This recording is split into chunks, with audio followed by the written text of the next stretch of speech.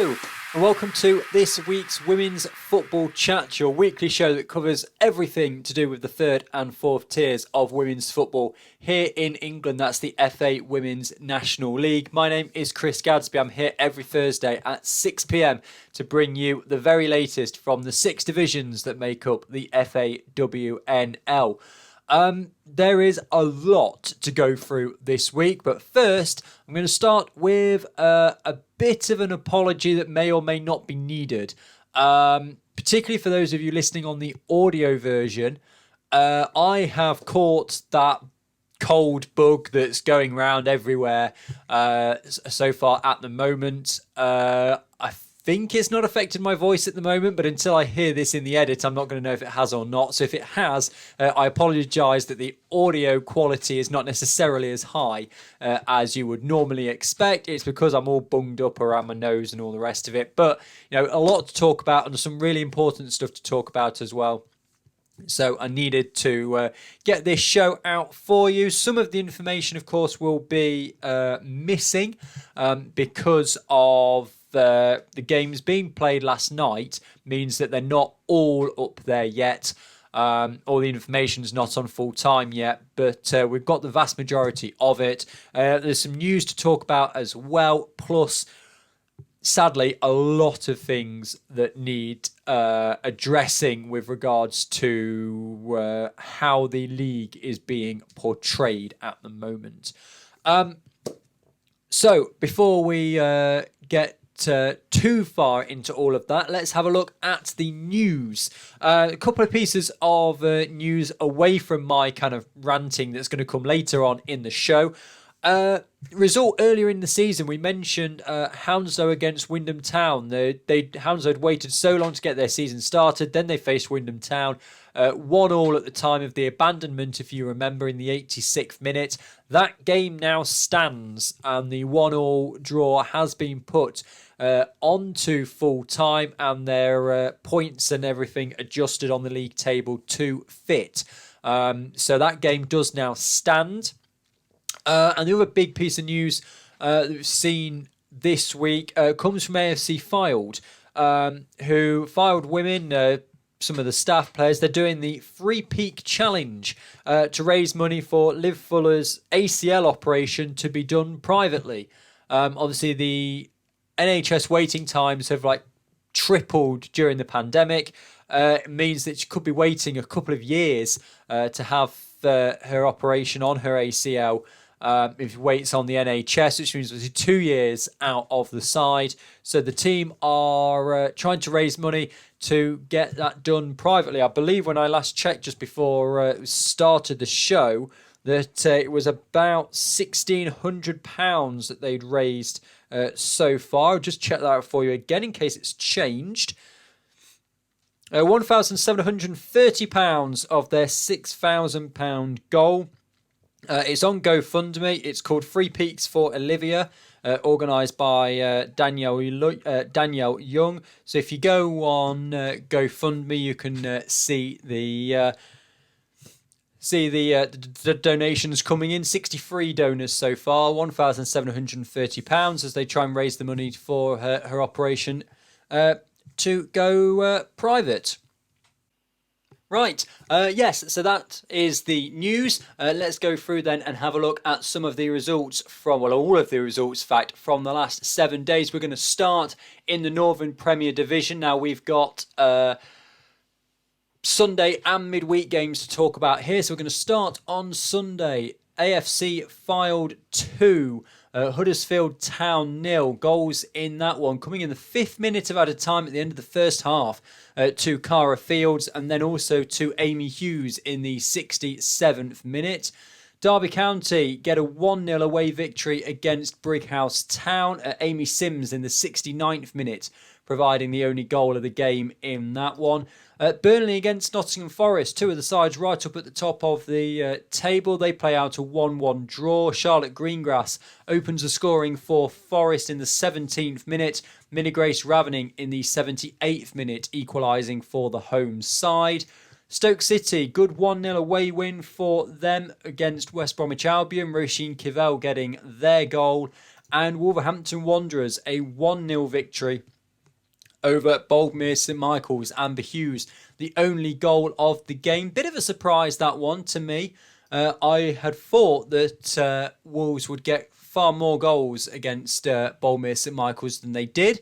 But 3 points is 3 points, and that's all that the management staff will care about. Then 2 games on Wednesday.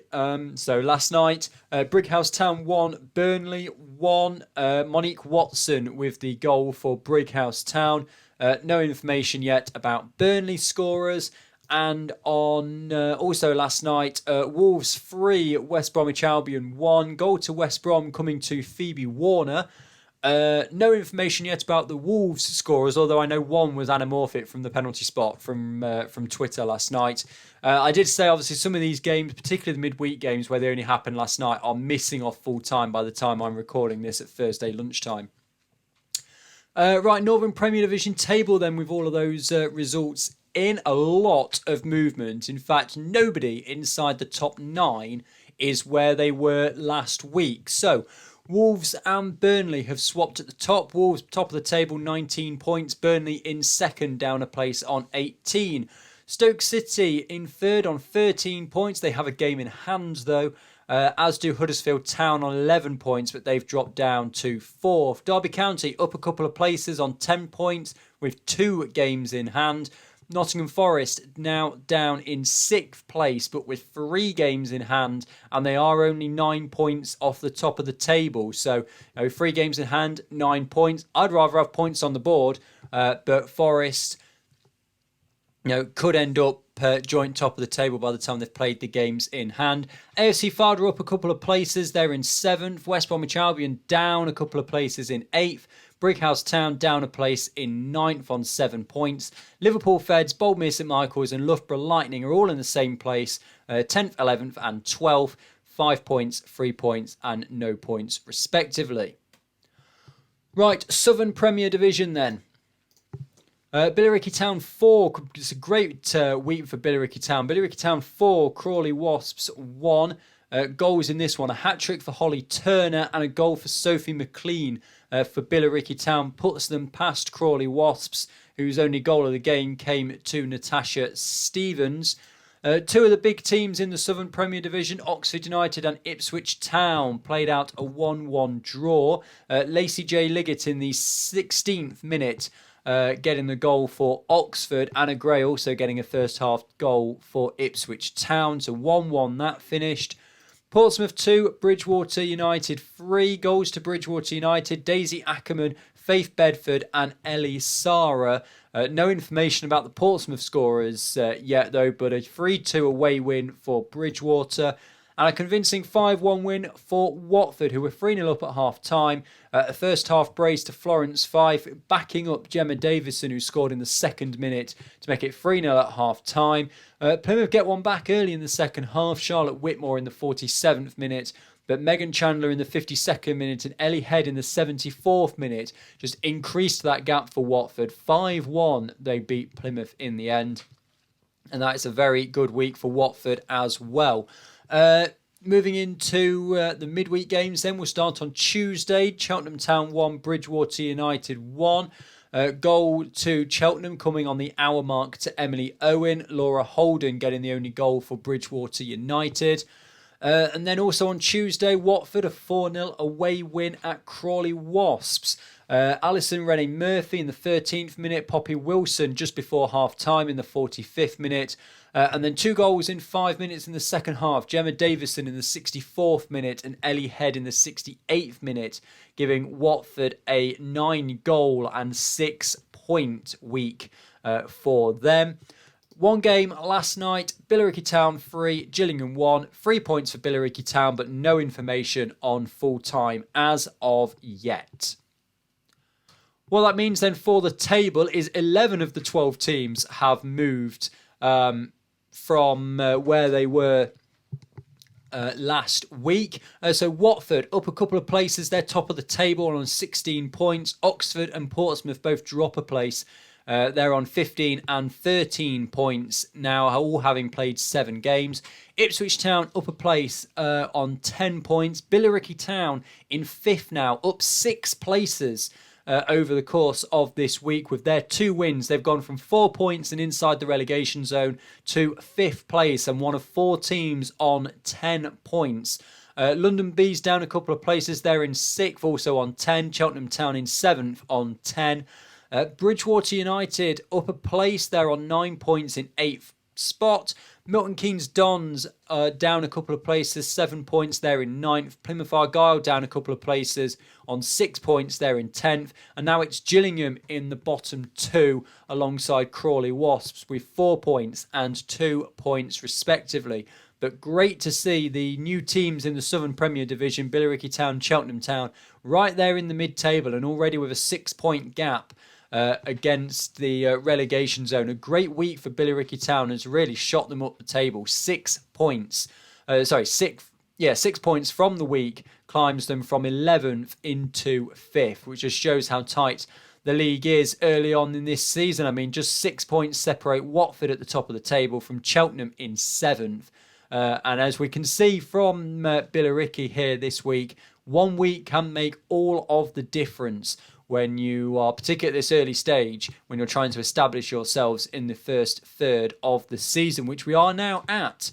22-game regular season. For a lot of these teams, that is now the third point. Played a third of the games. 3 sevens are 21, so they're just shy, but 3 eights are 24. So, we're at the 1/3 marker and we're only in mid-October. It is going to, I was looking up this morning, it is going to severely slow down. From where we are now to the midway point is going to take us another month and a bit because the county cups are this weekend, then it's the FA Cup, then we've got the League Cup again. So we've got 3 weeks of cup for some of these teams before they play again. Right, let's have a look at Division 1 North then. Hull City 6, Bradford City 2. Convincing victory for Hull City and a hat-trick for Hope Knight in the 15th, 40th and 49th minute. Other goals to tell you about for Hull City. Katie Thompson in the 58th minute and Ellie Tanser in the 80th minute. Now, and I know I'm going to come on to it later, but I think we need to leave full-time behind now. Hull City 6, Bradford City 2. Katie Thompson scored for Hull, according to full-time, in the 58th minute. She came onto the field from the substitutes bench in the 62nd minute. So she scored 4 minutes before she came onto the field.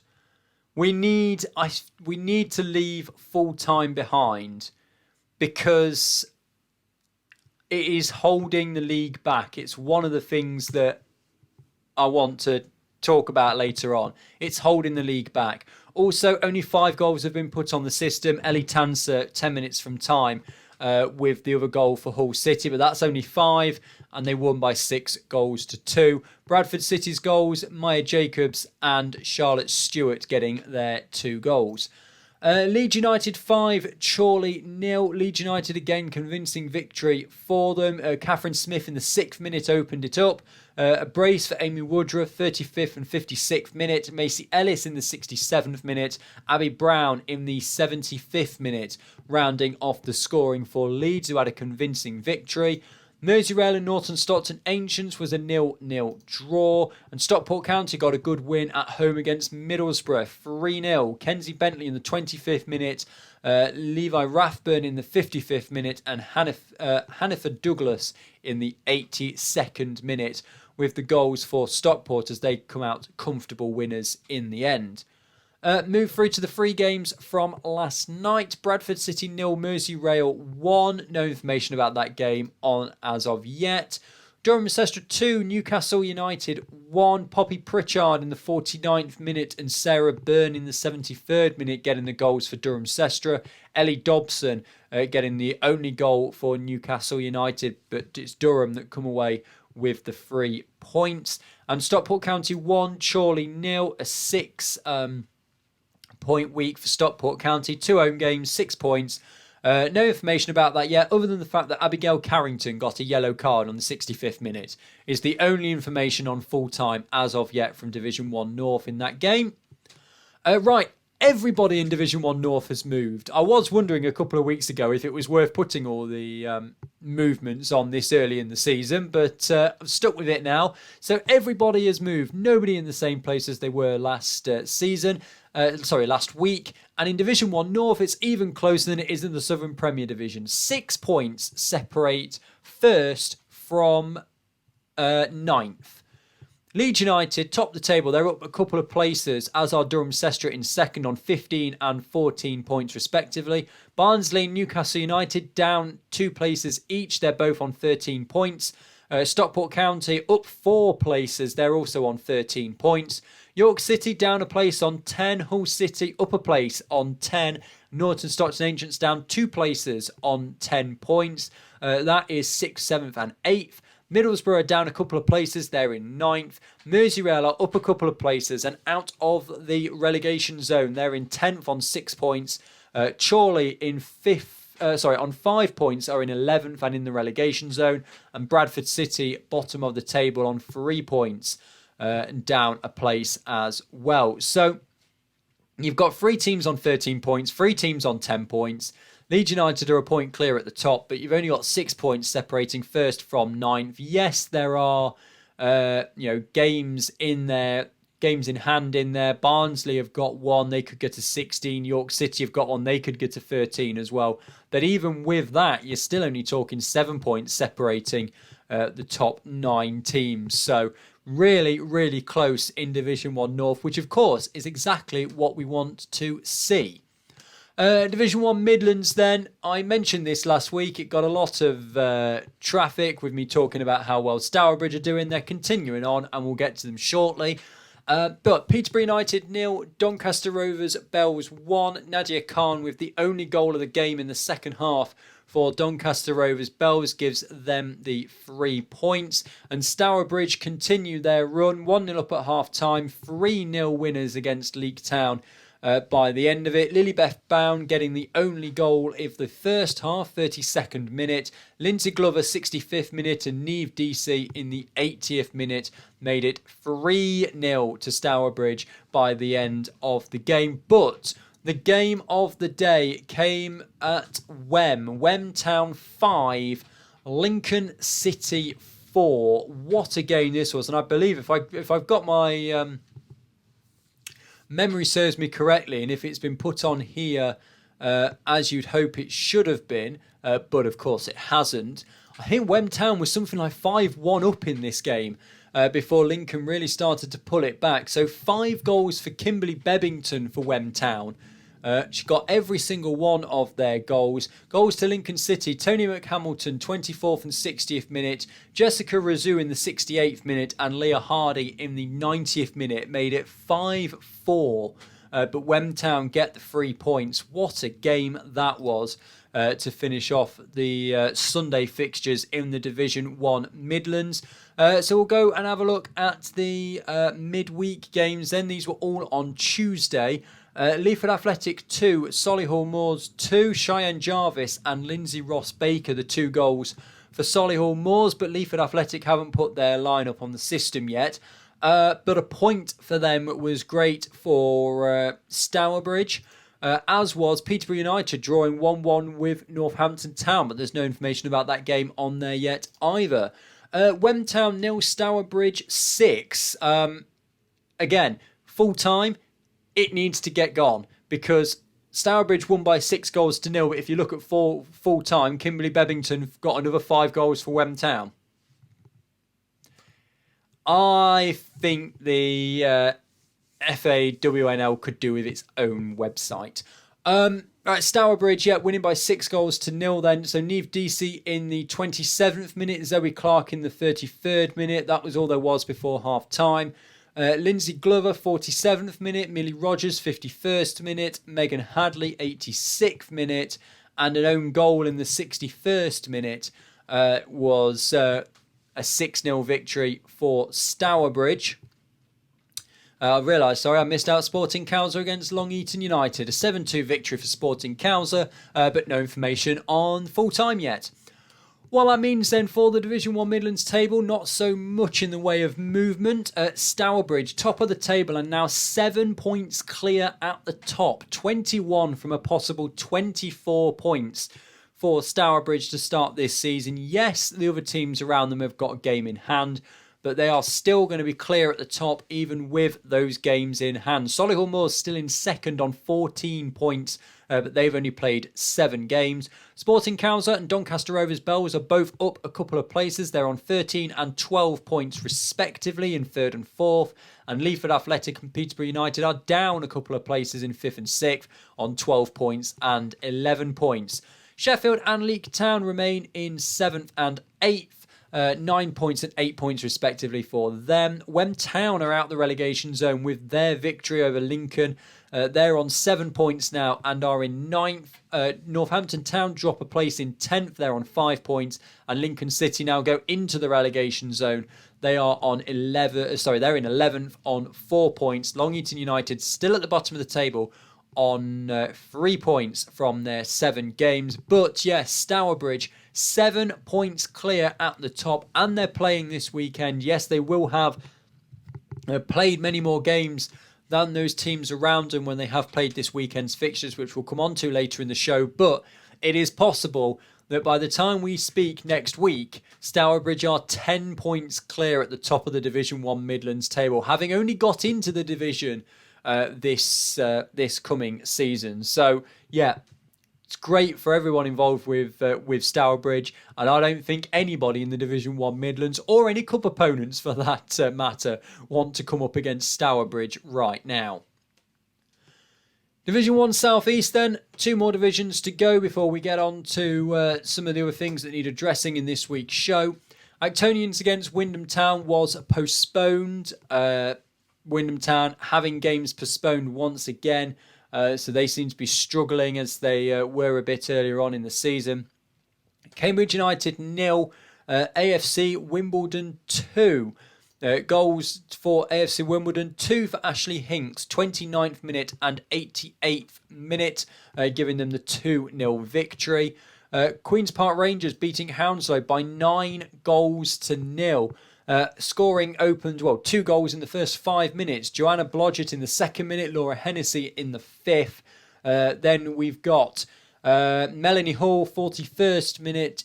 Kasha Pettit, 44th minute. Made it 4-0 at half time. Nicole Lays, 56th minute. Erin Pope, 81st minute. And a hat-trick for Amelia Parsons, 83rd, 84th and 86th minute. I challenge you to find a faster hat-trick than that this season. A 4-minute hat-trick for Queen's Park Rangers. London Seaward beating Cambridge United women by 2 goals to 1. Goal for Cambridge United to Sarah Wiltshire, but 2 goals in 4 minutes for Catherine Long, 43rd and 47th minute, was enough to give London Seaward the 2-1 victory after it was 1-1 at half time. And then finally, United 4, Ashford Town 0. Goals in this one, Emma Samways in the 4th minute, Eva Frazzoni in the 24th minute, Catherine Nutman in the 65th, and Amy Lee Abrahart in the 86th minute. Another victory for United, who have certainly picked up where they left off last season. Results in the week, because there was plenty of those that had to go on to a different screen. Norwich City 2. Cambridge City 1. Goals in this one, Shannon Shaw getting the only goal for Cambridge City, but Megan Todd and Catherine Stanley picking up the goals for Norwich City. As I said, Wyndham Town and Cambridge United postponed. Wyndham Town again having games cancelled. AFC Wimbledon 3, London Seaward 0. These games were yesterday. No information on the full-time website from those yet. And Actonians against Hounslow also cancelled. So not going well for Hounslow either, who are having games cancelled once again. United 13, Chesham United 2. Yes, 13 for United. 5-2 at half-time. but 13 in the end for Hashtag United. Now, I would give you the Chesham scorers first, but they're not on the system yet. So I'm not really going to be able to get these in order, I don't think. But Malika Rapinda-Gill in the 4th and the 7th minute for Hashtag. That's the first two. Brooke Meyer-Cairns, 4 goals, 10th, 44th, 81st and 88th. That's 6 of them. Kelly Wellfall in the 41st minute makes 7. Emma Samways, 57th minute is 8. Grace Gillard, 86th minute is 9. Keris Adams, 62nd minute is 10. Samantha Rowland, 72nd and 73rd minute is 12. And Amy Lee Abrahart's 75th minute makes it 13. So they're not in order, but I would have spent ages trying to put those in order for you. But 13-2. A very, very convincing victory for Hashtag United. Queen's Park Rangers 2, Ashford Town 1. Goals to Queen's Park Rangers. Brogan Moore in the 40th minute. Nicole Lays in the 67th minute. Millie Constantine, the only goal for Ashford in the 50th minute. What it means for the table then is with a very healthy goal difference now. Hashtag United, top of the table.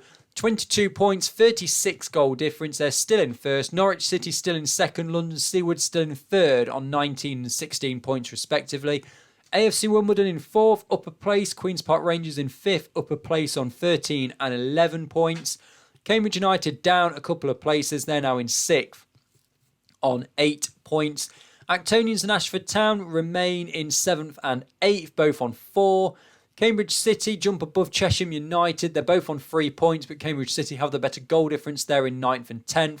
And Hounslow and Wyndham Town are off the mark this season now, after that abandoned game has been put onto the system and determined that it was complete. So they're both off the mark, but they do hold the relegation spots. Hounslow, as you can see there, 3 games played, which is 5 behind the leaders, Hashtag United. So not good for Hounslow, who, as good as much as they're trying to catch up, having these games postponed is not good for them.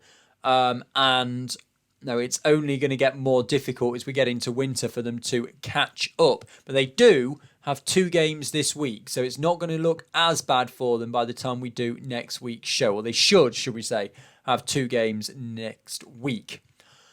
Finally then, Division 1 South West for the fixtures. For the results. AFC Bournemouth 2, Larkhall Athletic 0. Goals in that one to Bournemouth coming both to Shannon Albury in the 45th and then the 45th plus 3rd minute. So 2 goals right before half-time for Bournemouth was enough to give them the victory over Larkhall Athletic. Exeter City win away at Maidenhead by 5 goals to 0, 4-0 by half-time. Jenna Markham in the 9th and 11th minute. Zoe Watkins in the 28th minute, plus an own goal in the 17th minute. Made it 4-0 by half-time. Sarah Stacey with the only goal of the second half. Just after the hour mark, made it 5-0. Southampton Women's 4, Swindon Town 0. 2 goals for Sean Wiley, 1 for Chloe Tucker and 1 for Rachel Okoro, getting the goals for Southampton Women's. And then in the midweek games, AFC Bournemouth 4, Southampton Women's 0. 1 goal before half-time, Lucy Cooper in the 24th minute, but then it was a flurry towards the end. Cooper again on the 69th minute. Helen Blizzard in the 75th minute made it 3-0, made it pretty impossible for Southampton Women's to come back. But then Rebecca Barron in the 92nd minute sealed the deal, made it 4-0 to Bournemouth.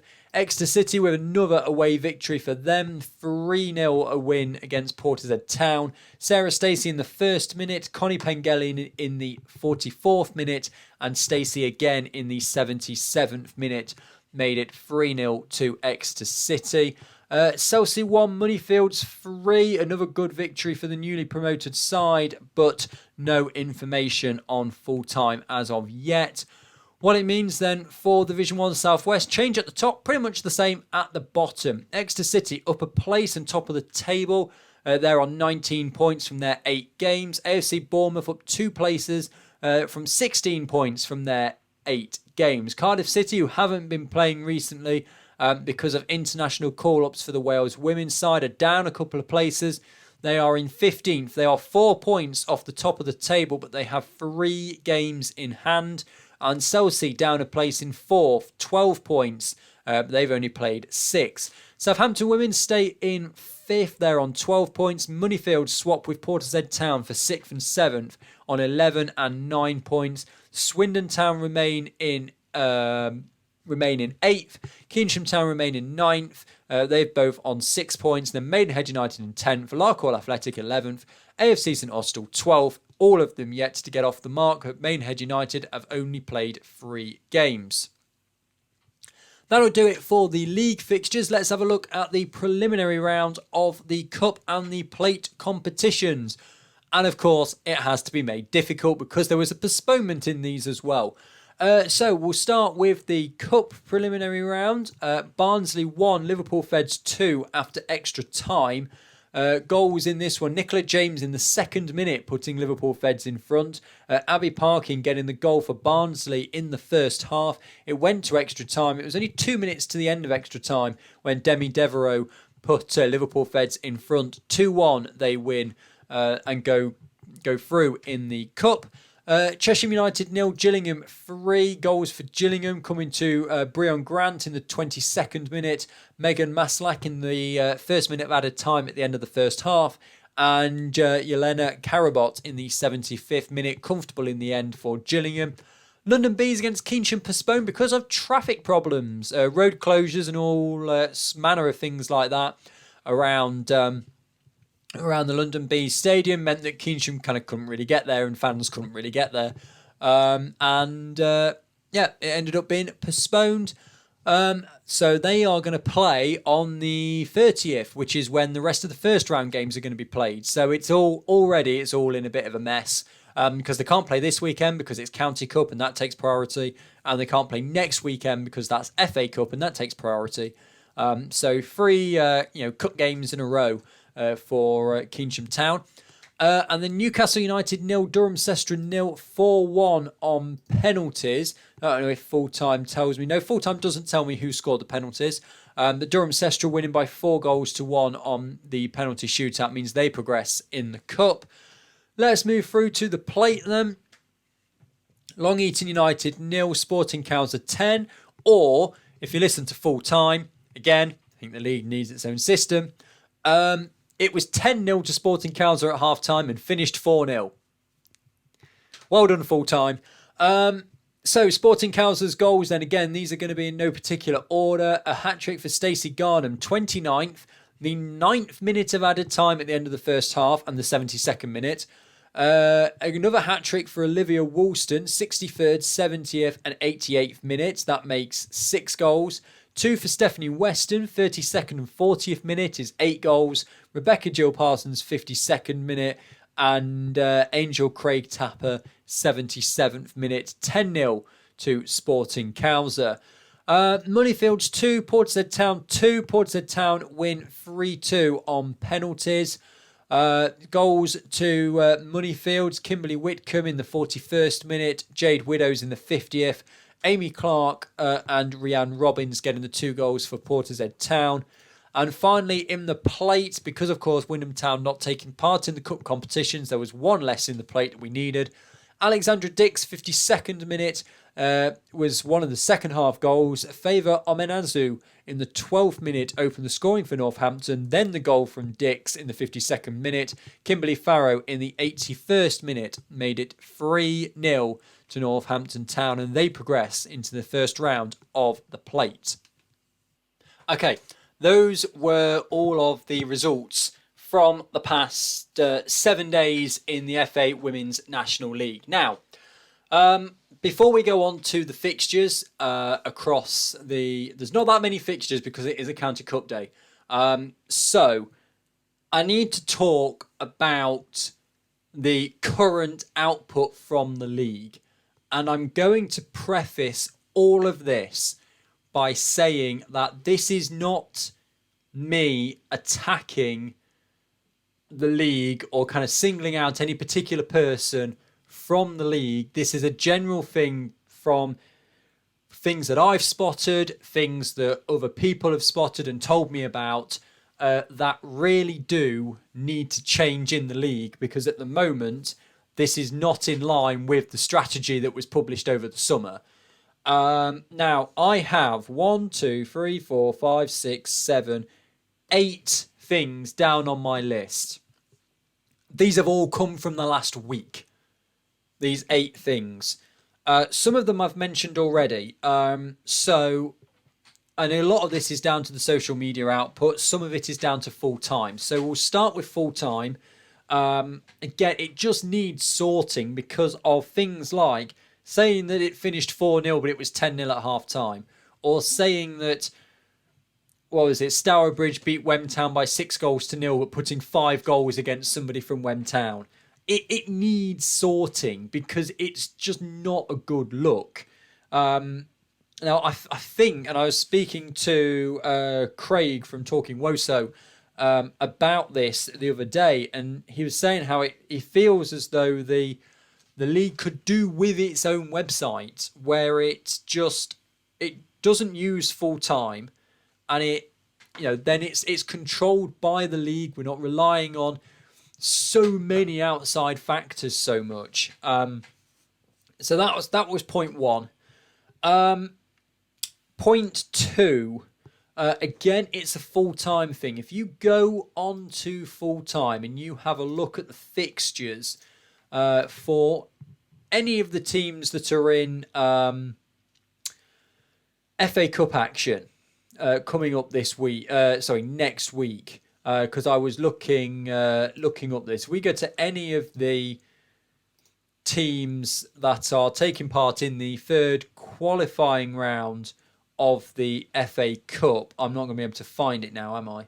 It may have been removed in this time.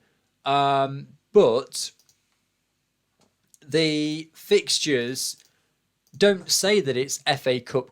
Oh, here we go. It doesn't say that it's FA Cup qualifying. It says that it's FA Cup qualifying.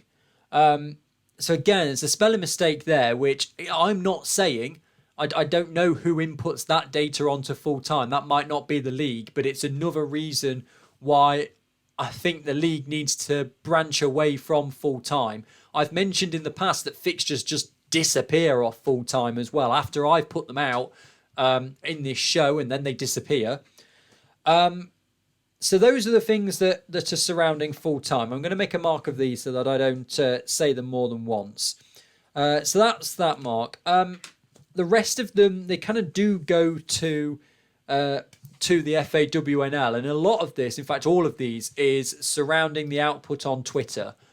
Now you can see from the title of this episode, and I wrote this title a while ago, Video the Draws. I was told in the summer, because I offered to do the draws for the league, because my summer knockout tournament, as you'll know if you've been watching quite a few episodes of this, had about 7,000 people get involved over the course of the week. So I offered that to the league. They said that they didn't need me to do anything because they had their own plan for how they were going to better publicise the draws this season. Now, to me, it looks exactly the same as it did before, where they say, oh, the draw's coming out at 2 p.m. It's not videoed. No one sees it. They just come out. And then you go, yeah, that's the fixture. There you go. And even the Twitter comments there, people want video draws. This isn't about me doing stuff for the league or other people doing stuff for the league. This is just about how the league is perceived. County FAs are doing video draws. You only need some ping pong balls with a Sharpie number on them.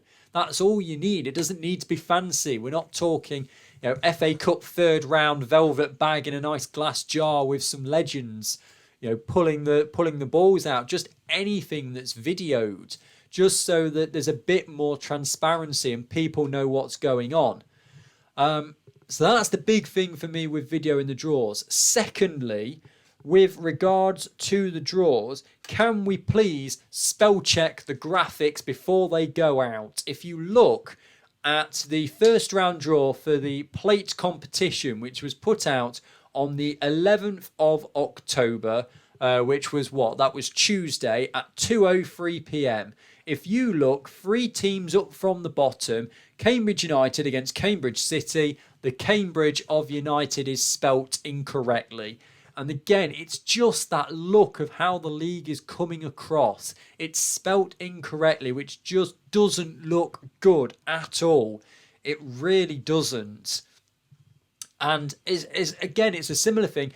If you look on the right-hand side of that graphic, about 2/3 of the way down, it's QPR against Portishead Town. On the graphic, it's Portishead Town. On full time, it's just Portishead. It's this consistency thing, again, of just making sure that everything matches up. Because, again, it's this strategy of improving the social media, making the league more transparent and more visible to more people, get more people through the gates, grow the game. And it just doesn't look good when you've got things like this going out.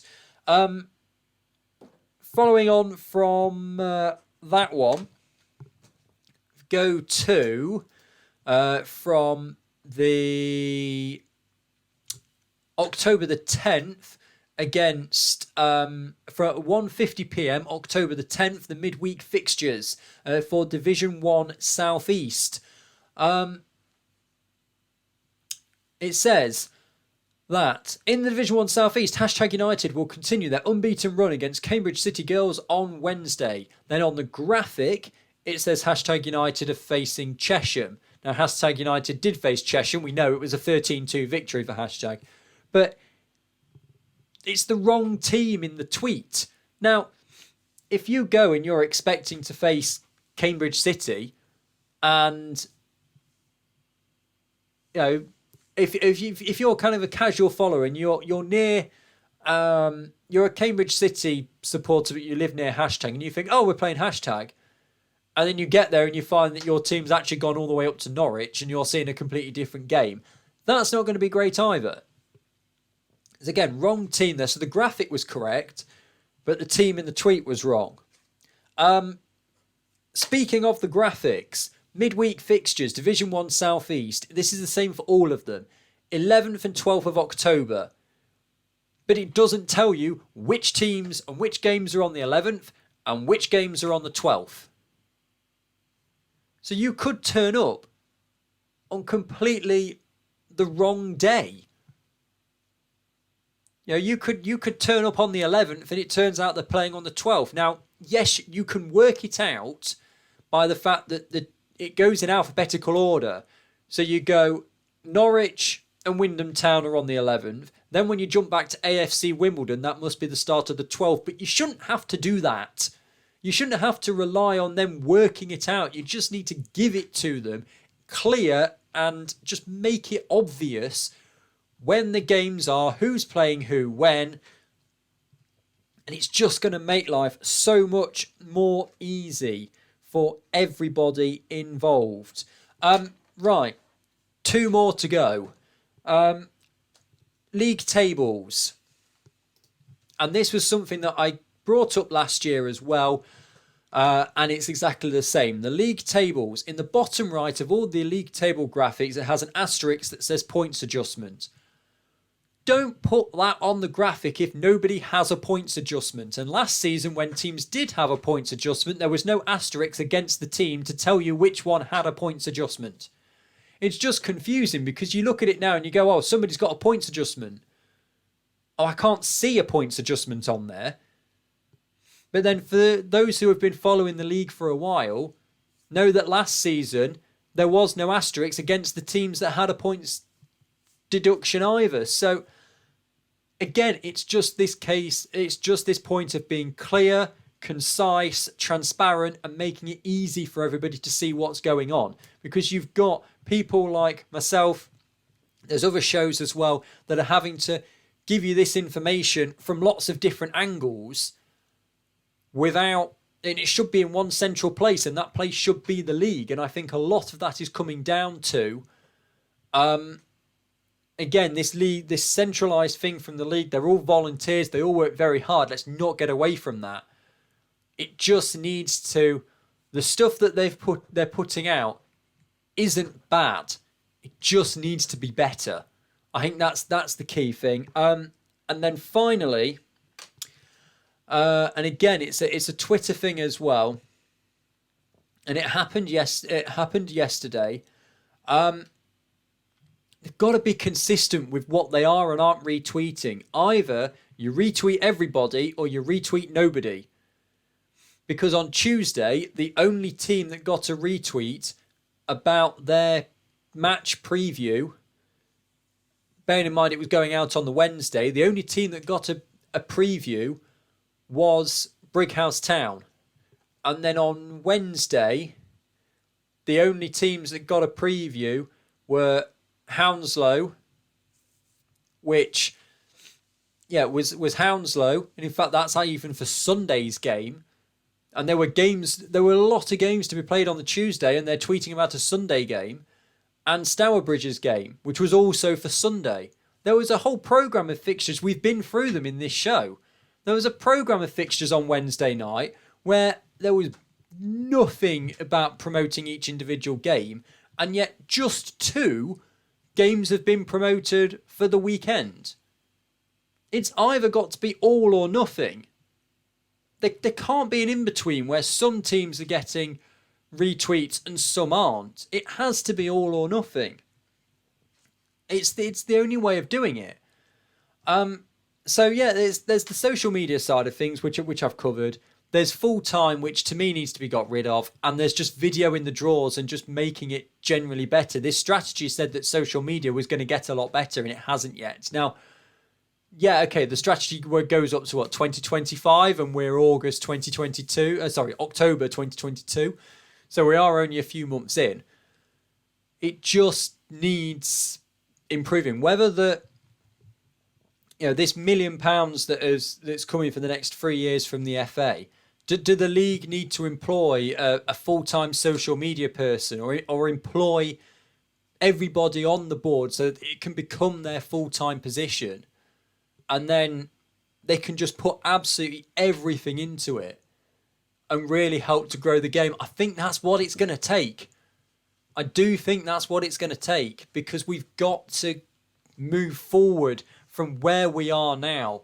There are people up and down this country who are so passionate about the women's game and just want it to be better and want more people through the turnstiles. That means more money into the clubs. It just gets better and better.